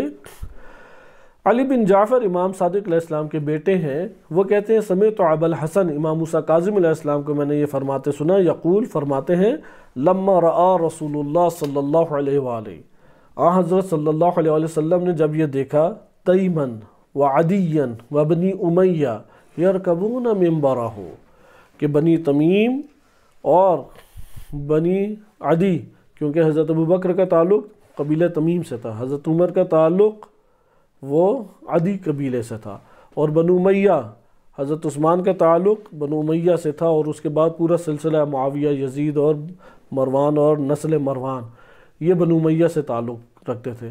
حضرت صلی اللہ علیہ وسلم کو ظاہراً ایسا اس حدیث سے پتہ لگتا ہے خواب میں دکھایا گیا۔ قرآن نے بھی کہا نا رائنا کا، کہ ہم نے آپ کو رؤیا ایک دکھایا، اور اس میں شجر ملعونہ سے پھر ہم نے قرآن میں جس کا تذکرہ وہ دکھایا۔ تو یہ خواب ہے ایک جو نبی صلی اللہ علیہ وسلم نے دیکھا، اور دیکھا کہ بنی تیم، عدی اور بنو امیہ وہ کیا ہیں، ان کے ممبر کے اوپر چڑھے ہوئے ہیں، یرکبونا سوار ہیں رسول صلی اللہ علیہ وسلم کے ممبر پہ۔ جب یہ دیکھا افضعہ، فض کہتے ہیں کہ انتہائی ناپسندیدہ اور ناگوار گزرنا، شدید برا لگنے کو کیا کہتے ہیں؟ کیونکہ امام علی علیہ السلام کس کو ممبر پہ دیکھنا چاہتے تھے؟ نبی صلی اللہ علیہ وسلم کس کو ممبر پہ دیکھنا چاہتے تھے؟ امام علی علیہ السلام کو، لہٰذا امیر المومنین علیہ السلام کو دیکھنا چاہتے تھے، لیکن کس کو دیکھ رہے ہیں؟ تیم سے ہیں، عدی سے ہیں، بنو امیہ سے ہیں، تو انتہائی شدید ناگوار گزرا۔ تب فانزل اللہ تبارک و تعالی قرآنا یتأسی بہ، تب اللہ عز و جل نے پھر قرآن کی یہ آیت نازل کی جس کی پیروی نبی صلی اللہ علیہ وسلم نے آخری رحلت تک کی، اور وہ آیت کیا تھی؟ اذ قلنا للملائکۃ اسجدوا لآدم، وہ وقت یاد کرو جب ہم نے ملائکہ سے کہا سجدہ کرو آدم کو، فسجدوا الا ابلیس ابا، سب نے سجدہ کیا سوائے ابلیس کی، اس نے انکار کیا۔ ثم اوحا الیہ، پھر اللہ سبحانہ وتعالیٰ نے حضرت صلی اللہ علیہ وسلم کو وحی کی اور فرمایا یا محمد صلی اللہ علیہ وآلہ انی امرتو، میں نے حکم دیا تھا، فلم اطاع، میری بھی اطاعت نہیں کی گئی، میں نے ابلیس کو حکم دیا تو اس نے اطاعت کی نہیں کی۔ فلا تجزع انتا، اس لیے زیادہ غم اور حزن کا شکار نہ ہو۔ جزع کہتے ہیں شدید غم، شدید غم و حزن کو کیا کہتے ہیں؟ جزعن، اس لیے زیادہ غم اور حزن نہ کھاؤ۔ اذا امرتا، جب آپ بھی امر کریں گے، فی وصی فلم تطع فی وصی کا، تو آپ کے وصی کے بارے میں اطاعت آپ کی نہیں ہوگی۔ اگر امیر المومنین علیہ السلام کا جب اعلان کیا اور امت مان لیتی تو ابلیس تو ختم ہو جاتا، تو سارے مسائل ختم تھے۔ لہذا ابلیس کو اس وقت متحرک ہونے کی ضرورت تھی یا نہیں تھی؟ اس حوالے سے چند واقعات آپ کی خدمت میں ذکر کیے جاتے ہیں۔ ان میں سے جو پہلا واقعہ ہے، حدیث صحیح سند ہے، شیخ عاصم محسنی صاحب نے بھی اپنی روایات معتبرہ میں اسے درج کر لیا ہے، اگرچہ نیچے ایک تعلیقہ، ایک اعتراض کے اعتبار سے، اشکال کے اعتبار سے لکھا ہے، لیکن یہ الکافی میں حدیث ہے، جلد نمبر 8 صفحہ 344 میں۔ حدیث کو آپ سنیں، کچھ حصہ عربی میں اور بقیہ اردو میں، ٹائم کی قلت کی وجہ سے میں آپ کی خدمت میں ذکر کروں گا۔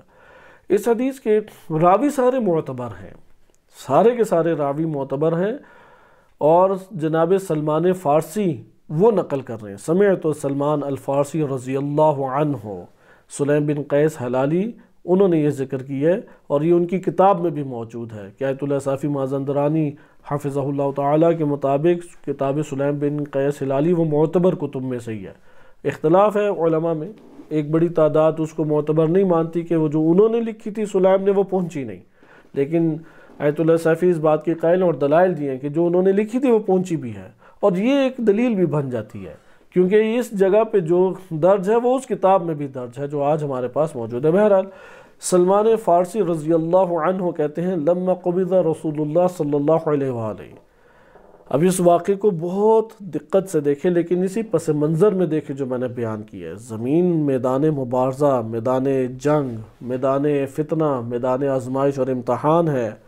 ابلیس تکبر کی بنیاد پہ بڑائی کرتا ہے اور جنود ہیں اس کی ذریت ہے، اس کے لشکر ہیں، اس کی حکومت اور خلافت کا مطلب ہے شقاوت، ظلم و ستم کا چھا جانا دنیا پہ، طرح طرح کے گناہ اور معصیتوں میں ہر ایک کا برے طریقے سے مشغول ہو جانا، اور ادھر خلیفۃ اللہ کی حکومت چھا جائے، امن ہے، برکات ہیں، نعمتیں ہیں، ایثار ہے، محبت ہے، الفت ہے، درگزر، معافی، عقل، تفکر، تدبر، یہ ساری چیزیں ہیں۔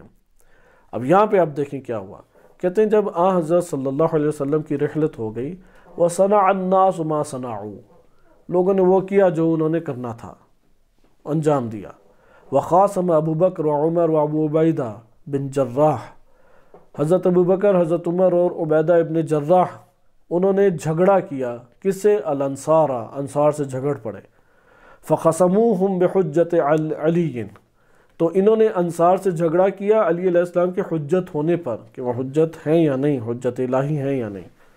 قالوا یا معشر الانصار، انہوں نے کیا کہا، حضرت ابو بکر، حضرت عمر اور ابو عبیدہ بن جراح کہ ایک گروہ انصار، قریش احق بالامر منکم، تمہاری نسبت اس امر خلافت کا زیادہ حقدار قریش ہیں۔ کیوں؟ لأن رسول اللہ صلی اللہ علیہ وآلہ من قریش، حضرت صلی اللہ علیہ وسلم قریش سے تھے، والمہاجرین منہم، اور یہ مہاجر جو ہم لوگ ہجرت کر کے مدینہ میں آئے ہیں، مدینہ میں کیونکہ 20% بہت زیادہ ہوں گے مہاجر ہوں گے، بقیہ تو انصار تھے، جو ادھر کے رہنے والے مدینہ کے تھے وہ کیا کہلائے؟ مقامی لوگ، انصار، تو مہاجرین ہوں گے بہت زیادہ، 20-30%۔ تو یہ مہاجرین کہاں سے تھے؟ قریش سے تھے۔ ان اللہ بدأ بہم فی کتابہ، اللہ نے اپنی کتاب میں انہی مہاجرین سے آغاز کیا۔ اب دلائل دیکھیں کیا دے رہے ہیں کہ ہم نبی صلی اللہ علیہ وسلم کے قبیلے سے ہیں۔ قرآن میں آغاز جو قرآن کے نزول کا ہوا اور قرآن کی ابتدا کن لوگوں میں ہوئی؟ وہ مہاجرین میں ہوئی یا انصار میں ہوئی؟ مکہ میں نازل ہوا تھا نا قرآن۔ وفضلہم، اور اللہ نے مہاجرین کو انصار پر فضیلت دی ہے۔ وقد قال رسول اللہ صلی اللہ علیہ وآلہ، اب دلیل کیا فضیلت کی؟ یہ فرمان رسول صلی اللہ علیہ وآلہ ہے، الائمۃ من قریش، تمام ائمہ کن میں سے ہوں گے؟ قرآن میں سے، شیعہ سنی دونوں میں معتبر صحیح سند روایت ہے۔ قال سلمان رضی اللہ عنہ، یہ دلچسپ چیز ہے۔ اب سلمان رضی اللہ عنہ آئے، فرمایا فأتیت علیًا، میں امام علی علیہ السلام کے پاس آیا، وہو یغسل رسول اللہ، وہ رسول اللہ صلی اللہ علیہ وسلم تب غسل دے رہے تھے۔ فَأَخْبَرْتُهُ بِمَا صَنَعَ النَّاسِ، لوگوں نے جو کیا اس سب کی خبر میں نے امام علی علیہ السلام کو پہنچائی۔ وَقُلْتُ، اور میں نے کہا، إِنَّ أَبَا بَكْرَ السَّاعَةَ عَلَى مِنبَرِ رسول اللہ، ابھی ابو بکر وہ ممبر رسول کے اوپر ہیں۔ وَاللَّهِ مَا يَرْضَ أَن يُبَايِعُوهُ بِيَدٍ وَاحِدَةٍ، اور قسم بخدا لوگ راضی نہیں ہیں کہ ایک ہاتھ سے بیعت کریں، لوگ تو ان پہ ٹوٹ پڑے ہیں، یعنی ایک طرف سے آ کے ایک ہاتھ لگا کے ایک ہاتھ سے بیعت نہیں کر رہے کہ کوئی مجبوری کی بیعت ہو۔ انہم لا یبایعونہ بیدہ جمیعا بیمینہ و شمالہ، وہ سب کے سب حضرت ابو بکر کی آ کے بیعت کرنے ان کے سامنے آ رہے ہیں، کوئی ڈھکی چھپے پیچھے سے جا کے ہاتھ لگا کے نہیں جا رہے کہ بعد میں کہ ہاں ہم نے بیعت کر لی تھی، نہیں، سامنے سے آ رہے ہیں، کوئی دائیں سے آ رہا ہے، کوئی بائیں سے آ رہا ہے، اور سارے ان کے اوپر بیعت کر رہے ہیں۔ اس لیے جو امام علی علیہ السلام کا انکار کیا وہ معاشرے نے انکار کیا، اس لیے معاشرے پہ شیعہ معترض ہوتا ہے، نہ کہ چند افراد کے اوپر معترض ہوتا ہے۔ انہوں نے ساتھ چھوڑ دیا سب نے مل کے، یعنی اکثریت نے ساتھ چھوڑ دیا سوائے چند کے۔ بہرحال آگے دیکھیں، فقال علی، سلمان کہتے ہیں امیر المومنین علیہ السلام نے مجھ سے فرمایا، یا سلمان هل تدری من اول من بایعہ علی منبر رسول اللہ، وہ پہلا شخص کون تھا جس نے رسول اللہ صلی اللہ علیہ وسلم کے منبر پر چڑھ کر بیعت کی حضرت ابو بکر کے ہاتھوں میں؟ وہ کون تھا شخص؟ قلت لا ادری، کہا کہ یا امیر المومنین نہیں معلوم کون تھا۔ الا انی رأیت فی ذلت بنی ساعدہ، ہاں یہ جو بنی ساعدہ کا سائبان تھا ثقیفہ، وہاں پہ میں نے دیکھا تھا حین خصمت الانصار، جب انصار جھگڑا کر رہے تھے، وکان اول من بایعہ، سب سے پہلے جس نے آگے بیعت کی وہ بشیر بن سعد تھا، پھر ابو عبیدہ بن جراح تھا، پھر عمر تھا، اور پھر سالم، پھر حضرت عمر، اور پھر سالم جو جناب حذیفہ کے وہ غلام تھے، آزاد کردہ غلام تھے، انہوں نے بیعت کی۔ امیر المومنین علیہ السلام نے فرمایا لست اسألک عن ھذا، میں وہ ثقیفہ بنی ساعدہ والی بیعت کا نہیں پوچھ رہا، میرا سوال اس والی نہیں ہے میرا، ولیکن تدری اول من بایعہ حین صعد علی منبر رسول اللہ، جب حضرت ابوبکر ممبر کے اوپر چڑھے ہیں نبی صلی اللہ علیہ وسلم کے، ممبر کے اوپر آ کے سب سے پہلے بیعت کس نے کی؟ ممبر پہ آ کے، کیونکہ اسی کے بعد تو سلسلہ شروع ہوا۔ قلت اللہ، سلمان کہتے ہیں میں نے کہا مجھے نہیں معلوم، ولیکنی، ہاں ایک چیز یاد آ رہی ہے، رأیت شیخا کبیرا، ایک بوڑھا شیخ دیکھا، متوکئا علی عصاہ، لاٹھی پکڑ پکڑ کے چل رہا تھا، نہیں چلا جا رہا تھا، بین عینیہ سجادۃ، اس کی دونوں آنکھوں کے درمیان بڑے بڑے سجدے کے نشان تھے، جو کئی سال عبادتیں کثرت سے کرتا رہا، شدید التشمیر ہے، عبادات کے لیے انتہائی زحمت اور مشقت کرنے والا، بہت زحمت مشقت عبادات کے لیے اٹھانے والے ان میں سے تھا۔ صعد الیہ، یہ ہے کہ جو چڑھا، اول من صعد، جو چڑھ کے جس نے آ کے حضرت ابوبکر کے ہاتھوں میں بیعت کی، وہو یبکی، اور رو رہا تھا، ویقول، اور یہ اللہ کی بارگاہ میں کہہ رہا تھا، الحمدللہ الذی لم یمتنی من الدنیا، ساری حمد اس اللہ کے لیے جس نے اس وقت تک مجھ کو موت نہیں دی، حتی رأیتک فی ھذا المکان، اے ابو بکر میں نے آپ کی زیارت اس جگہ پہ کر لی، اس وقت تک مجھے موت نہیں دی۔ ابسط یدک، اپنا ہاتھ بڑھائیے، حضرت ابو بکر نے بھی ہاتھ بڑھایا، بسط یدہ، فبایعہ، اس نے سب سے پہلے بیعت کی، ثم نزل، پھر سلمان کہتے ہیں وہ اترا بوڑھا شخص عبادت گزار، وخرج من المسجد، مسجد سے چلا گیا، فقال علی، امیر المومنین علیہ السلام نے فرمایا هل تدری من ہوا، جانتے ہو کون تھا؟ قلت اللہ، نہیں جانتا کون تھا، لیکن وَلَقَدْ سَاءَتْنِي مَقَالَتُهُ، مجھے اس کی بات بہت بری لگی، یہ جو اس نے آخری دعا پڑھی تھی نا، وہ بہت بری بات لگی مجھے، كَأَنَّهُ شَامِتٌ بِمَوْتِ النَّبِي، گویا کہ نبی صلی اللہ علیہ وسلم کی موت کے اوپر خوش ہو رہا ہے، ان کی رحلت پہ خوش، شامت کہتے ہیں اپنے دشمن کو کسی سخت مصیبت اور مشکل میں دیکھنا، اس کی وجہ سے جو خوشی کا احساس ہوتا ہے اسے کہتے ہیں شماتہ، یہ ایک بد اخلاقی کی صفت ہے، دشمن کو بھی اس طرح سے دیکھ کے انسان جو ہے وہ نہ فرح کا شکار ہو۔ بہرحال کہا کہ نبی صلی اللہ علیہ وسلم کی رحلت تو اس غم کے اوپر گویا کہ خوش تھا وہ، کیونکہ کلمات ہی ہیں کہ اللہ تعالیٰ نے مجھے موت نہیں دی، میں نے آپ کی زیارت ممبر کے اوپر کر لی، ممبر پہ نہ ہونا رسول اللہ کا اس وقت کے مومنین اور اس دن وہ تو غم اور حزن کا باعث ہے یا نہیں، جس ذات کو ہم دیکھا کرتے تھے اس جگہ پہ اب وہ ذات نہیں ہے۔ فقال، امیر المومنین علیہ السلام نے فرمایا، ذاک ابلیس لعنہ اللہ، وہ بوڑھا شخص ابلیس تھا، اللہ کی اس پر لعنت ہو، اخبرانی رسول اللہ صلی اللہ علیہ وآلہ، رسول اللہ صلی اللہ علیہ وسلم نے مجھے خبر دی، ان ابلیس و رؤوسا اصحابہ، ابلیس اور اس کے جتنے رئیس سردار تھے، ہوتی ہیں نا شخصیات بڑے بڑے سرداروں کے ساتھ، مثلا ہمارے وزیر اعظم ساتھ ہیں تو ایک طرف چیف جسٹس ہیں، ایک طرف چیف آف آرمی سٹاف ہیں، ایک طرف وزیر داخلہ ہیں، ایک طرف وزیر اعلیٰ ہیں، اب یہ سارے کے سارے رؤوسا کہلائیں گے، صحیح؟ تو رؤوسا بھی اس کے ساتھ تھے، اور کون تھے؟ یہ جو رؤوسا تھے ان کے اصحاب کے جو ابلیس کے پیروں ہیں، ان کے سرداروں کے ذریعے سے ابلیس نا انہیں پکڑتا ہے۔ شہدوا نصب رسول اللہ ایایا للناس بغدیر خم بامر اللہ عز وجل، اللہ عز و جل کے حکم سے غدیر خم کے موقع پہ رسول اللہ صلی اللہ علیہ وسلم نے جو مجھ کو رہبر اور خلیفہ اور پورے امت اسلامیہ کا حاکم قرار دیا تھا اور نصب کیا تھا مجھے اللہ کے حکم سے، اس کا مشاہدہ اس وقت ابلیس بھی کر رہا تھا اور اس کے رؤوسا بھی کر رہے تھے۔ فَأَخْبَرَهُمْ أَنِّي أَوْلَى بِهِمْ مِنْ أَنفُسِهِمْ، حضرت صلی اللہ علیہ وسلم نے میرے بارے میں لوگوں کو خبر دی کہ میں ان کی جانوں پر ان سے زیادہ اولویت اور حق رکھتا ہوں، اور وَأَمَرَهُمْ، اور لوگوں کو حکم دیا کہ جو شخص اس واقعے کو دیکھ رہا ہے یہ پیغام ان یبلغ الشاہد الغائب، وہ غائب تک پہنچا دے۔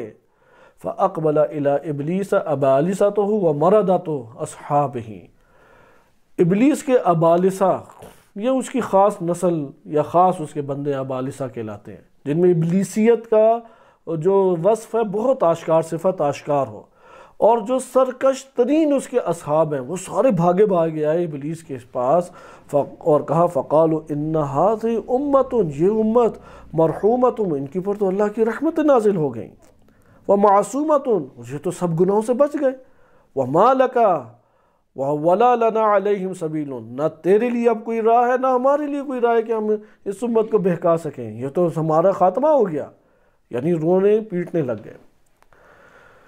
قَدْ أُعْلِمُوا إِمَامَهُمْ، انہیں ان کے امام کا بتا دیا گیا ہے، وَمَفْزَعُهُمْ بَعْدَ نَبِيِّهِمْ، اور انہوں نے اپنے نبی کے بعد کس کے پاس پناہ لینی ہے اس امت کو بتا دیا گیا ہے۔ فَانْطَلَقَ إِبْلِيسُ لَعَنَهُ اللَّهُ كَئِيبًا حَزِينًا، ابلیس لعنہ اللہ، اس کو تو ایک قسم کا ہارٹ اٹیک ہو گیا، انتہائی غم زدہ اور ٹینشن لیے ہوئے، سٹریس لیے ہوئے، پریشر لیے ہوئے وہاں سے چلا گیا۔ وَأَخْبَرَنِي رسول اللہ، امیر المومنین فرماتے ہیں رسول اللہ صلی اللہ علیہ وسلم نے مجھے خبر دی ہے أَنَّهُ لَوْ قُبِضَ أَنَّ النَّاسَ يُبَايِعُونَ أَبَا بَكْرٍ فِي ذُلَّةِ بَنِي سَاعِدَ بَعْدَمَا يَخْتَصِبُونَ، کہ اگر میری رحلت کے بعد لوگوں نے حضرت ابو بکر کی بیعت کی سقیفہ بنی ساعدہ کے اندر، اور جھگڑا کرنے کے بعد، سقیفہ بنی ساعدہ میں جھگڑا کرنے کے بعد، ثم یاتون المسجد، اور پھر وہ لوگ مسجد میں آئے، فیکون اول من یبایعہ علی منبری، تو میرے ممبر کے اوپر سب سے پہلے چڑھ کر جو حضرت ابو بکر کے ہاتھ میں بیعت کرے گا وہ ابلیس لعنہ اللہ، وہ ابلیس لعنہ اللہ ہوگا، فی صورت رجل شیخ، ایک بوڑھے شخص کی شکل میں آئے گا، مشمرن، انتہائی عبادت گزار اور عبادت کے لیے زحمت مشقت کرنے والی صورت اختیار کر کے، یقول کذا و کذا، اور یہی جملے وہ پڑھے گا، ثم یخرج،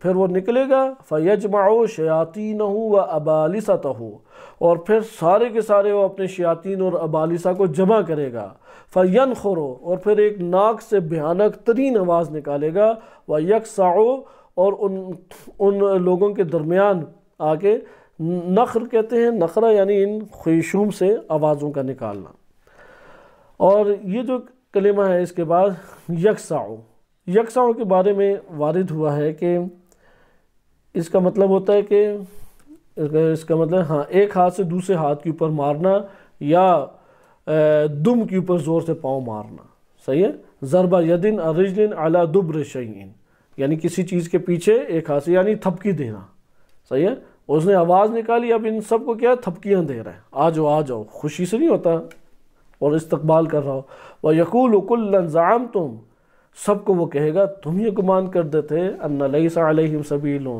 میرے لیے کوئی راہ نہیں ہے ان کے اوپر، فَكَيْفَ رَأَيْتُمْ مَا صَنَعْتُ بِهِمْ، دیکھا میں نے کیا ان کے ساتھ کیا، حَتَّى تَرَكُوا أَمْرَ اللَّهِ عَزَّ وَجَلَّ، یہاں تک کہ اللہ عز و جل کا امر انہوں نے ترک کر دیا، وَطَاعَتَهُ، اللہ کی اطاعت کو ترک کیا، وَمَا أَمَرَهُمْ بِرَسُولِ اللَّهِ، اور جو رسول صلی اللہ علیہ وسلم نے حکم دیا تھا اس کو انہوں نے ترک کر دیا۔ اگلا جو واقعہ ہے وہ مختصر سا ہے، وہ بھی آپ سنتے جائیں، اس میں صرف ترجمہ بیان کر دیتا ہوں، اور وہ بھی معتبر حدیث ہے کہ یہ امام باقر علیہ السلام فرماتے ہیں کہ جب رسول اللہ صلی اللہ علیہ وسلم نے امام علی علیہ السلام کا ہاتھ اٹھایا روز غدیر، صرخ ابلیس فی جنودہ صرخۃ، تو اپنے لشکر کے اندر ابلیس اپنے لشکروں میں، اپنے اصحاب میں انتہائی بھیانک چیخ کے ساتھ چیخا، فلم یبق منہم احد فی بر ولا بحر، نہ خشکی میں کوئی باقی بچا نہ تری میں، سمندر میں کوئی باقی بچا، الا اتاہ، سارے اس کے پاس آ گئے، چیخی ایسی ماری، کیونکہ انشاءاللہ قرآنی آیات میں آئے گا ابلیس کا تعلق وہی والا ہے سب کے ساتھ، اس کی آواز اور ساری سگنل پہنچتے ہیں، وہ سارے جمع ہو جاتے ہیں۔ فقالوا یا سیدہم و مولاہم، اے ہمارے سید و سردار، اے ہمارے سید، اے ہمارے مولا، ابلیس کو آ کے وہ کہہ رہے ہیں، ماذا دہاکا، یہ کیا بھیانک چیخ تو نے ماری ہے، فما سمعنا لکا صرخۃ اوحش من صرختک، اس سے تو وحشتناک ترین آج تک تیری چیخ ہم نے نہیں سنی ہے ہمارے مولا سردار، کیا ہو گیا آپ کو؟ فقال لهم فعل هذا النبی فعلا، آج کے دن اس نبی نے ایک ایسا کام کر دیا ہے، اگر یہ انجام پا گیا، ان تم انجام پا گیا، لم یعص اللہ ابدا، کبھی بھی اللہ کی معصیت نہیں ہوگی، کبھی بھی اللہ کی معصیت نہیں ہوگی۔ فقالوا یا سیدہم، انہوں نے کہا کہ اے ان کے سید، انت کنت لآدم، صحیح ہے، آپ یعنی اے ہمارے سید و سردار مولا آقا، آپ تو آدم کے ساتھ بھی تھے۔ فلما قال المنافقون انہ ینطق عن الہوا، کہ اب بتائے نا آدم علیہ السلام کے ساتھ تھے، آپ کو تو سارا تجربہ ہے بنی آدم کو کیسے گھیرنا ہے، اسی ٹائم ابلیس نے چند بنی آدم کو گھیر لیا، اسی میدان میں کھڑے کھڑے غدیر خم کے، یہ صحیح سند ہمارے ہاں روایت ہے، صحیح سند معتبر الکافی کی روایات ہے۔ منافقین نے کہا انہو ینطق عن الہوا، یہ نبی جو بول رہا ہے یہ تو ہوائے نفس کے اوپر بول رہا ہے، اپنے رشتہ داروں کو ہم پہ نعوذ باللہ مسلط کرنا چاہتا ہے۔ وقال احدہما لصاحبہ، ان دو میں سے ایک نے اپنے دوست کو، ساتھ والے کو کہا، اما تری عینیہ، کیا اس نبی کی آنکھوں کو نہیں دیکھ رہے، تدوران فی رأسہ، جس طرح مجنونوں کی، دیوانوں کی، پاگلوں کی آنکھیں گھومتی ہیں، نعوذ باللہ اس طرح سے اس کی آنکھیں دیکھو، اس آنکھیں چہرے کے اندر گھوم رہی ہیں، کأنہ مجنون، گویا کہ یہ مجنون ہو گیا جو یہ باتیں کر رہا ہے، دیکھو کیا بات کر رہی ہے۔ یعنون رسول اللہ، ان کی مراد کون تھے نعوذ باللہ؟ رسول اللہ صلی اللہ علیہ وسلم۔ صرخ ابلیس صرخۃ بطرب، جب یہ جملے سنے نا پھر تو طرب میں آ گیا۔ طرب کہتے ہیں خوشی کے مارے آپے سے باہر ہو جانا اور پھر رقص و سرور کرنا، ہوتے نا اونچی اونچی عجیب و غریب آوازیں لگانے لگ جاتے ہیں اور پھر چھلانگیں مارتے ہیں، کوئی ہاتھ ہلاتا ہے، کوئی عجیب و غریب آوازیں نکالتا ہے، اس طرح سے طرب کی حالت میں آ گیا ابلیس۔ یہ دیکھنا ہو تو آپ دیکھیں کوئی این ٹائم پہ ختم ہونے سے پہلے، ٹائم ختم ہونے سے پہلے میچ برابر فٹ بال کا جا رہا ہو، کوئی گول کر دے، پھر دیکھیں کیا ان کی حالت ہوتی، یہ انداز ہے طرب کا۔ تو فجمع اولیاءہ، اس نے پھر سب کو جمع کیا اور کہا اما علمت انی کنت لآدم، میں نے نہیں کہا تھا کہ میں آدم کے ساتھ تھا، من قبل، اس سے پہلے، قالوا نعم، کہ بالکل آپ نے یہ بتایا تھا، کہا کہ قال آدم نقض العہد، آدم علیہ السلام سے میں نے عہد کو توڑوایا، انہوں نے توڑ دیا جو اللہ سے عہد باندھا تھا، البتہ نزول ارض سے پہلے، زمین پہ اترنے سے پہلے، خلقت کے آغاز کی بات۔ وَلَمْ يَكْفُرْ بِالرَّبِ، لیکن انہوں نے اپنے رب کی نافرمانی نہیں کی تھی، کفر نہیں کیا تھا اپنے رب کا۔ وَهَؤُلَاءِ نَقَضُوا الْعَهْدَ، انہوں نے تو عہد بھی توڑا ہے، وَكَفَرُوا، اور رسول صلی اللہ علیہ وسلم، رسول اللہ کا کفر بھی کی ہے، کیونکہ نعوذ باللہ مجنون کہہ رہے ہیں۔ فَلَمَّا قُبِضَ رسول اللہ، جب اللہ کے رسول صلی اللہ علیہ وسلم کی رحلت ہو گئی تو لوگوں نے علی علیہ السلام کے علاوہ کسی اور کو قائم کر دیا ان کی جگہ پہ۔ لبس ابلیس، اس دن جب امیر المومنین علیہ السلام کی جگہ پہ کوئی اور آ کے ممبر کے اوپر بیٹھا اور خلافت کو سنبھالا، اس دن ابلیس نے تاج الملک کے، بادشاہوں والا تاج اپنے سر کے اوپر پہنا، وَنَصَبَ ممبر، ایک بڑا سا اپنا ممبر بچھایا، وَقَعَدَ بِالْوَثَبَةِ، اور چھلانگ مار کے اس ممبر کے اوپر بیٹھ گیا، وَجَمَعَ خَيْلَهُ وَرَجْلَهُ، اور تمام کے تمام اپنے خیل سواریوں کو اور رجل پاؤں، جیسے قرآن میں ذکر ہے کہ تو اپنے خیل اور رجل سے ان کو بہکا، یعنی ان تمام آلات اور سرداران و اپنے بڑے بڑے رؤسائے شیاطین کو اس نے جمع کیا اور کہا کہ لہم اطربو، انہیں حکم دیا اب خوب تم بھی خوشیاں مناؤ، آج خوشی منانے کا دن ہے، لا یطاع اللہ حتی یقوم الامام، اب جب تک دوبارہ امام آ کے اس منصب پہ قائم نہیں ہوتا تب تک اللہ کی اطاعت کو ریئرز کے اوپر نہیں ہوگی۔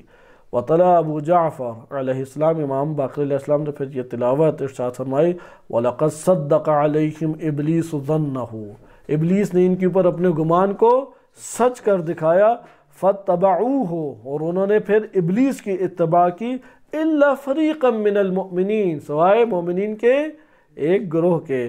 پھر جناب باقر علیہ السلام، امام باقر علیہ السلام فرماتے ہیں کہ یہ اس آیت کی تعویل ہے کہ رسول صلی اللہ علیہ وسلم کی جب رحلت ہو گئی تو ابلیس نے یہ گمان کیا تھا جب انہوں نے کہا رسول صلی اللہ علیہ وسلم کو انہو ینطق عن الہوا، کہ یہ کیا ہے، ہوائے نفس نعوذ باللہ اعلان کر رہے ہیں۔ تو فظن بہم ابلیس ظنا، تو ابلیس نے جو اس وقت گمان کیا تھا فصدقوا ظنہ، تو ان لوگوں نے آج کے دن کیا ہے وہ گمان سچ کر دکھایا۔ یعنی ابلیس نے ان کے ذہنوں میں یہ وسوسہ ڈالا کہ اس زبان سے جملے بولیں گے رسول اللہ ہوائے نفس سے کر رہے اعلان، اور یہ نہیں ماننا اعلان، اور آج عملی صورت میں انہوں نے یہ بات عملی صورت میں کر کے ابلیس کے ظن کی تصدیق کر دی۔ صلی اللہ علیہ سیدنا محمد وآلہ الطاہرین۔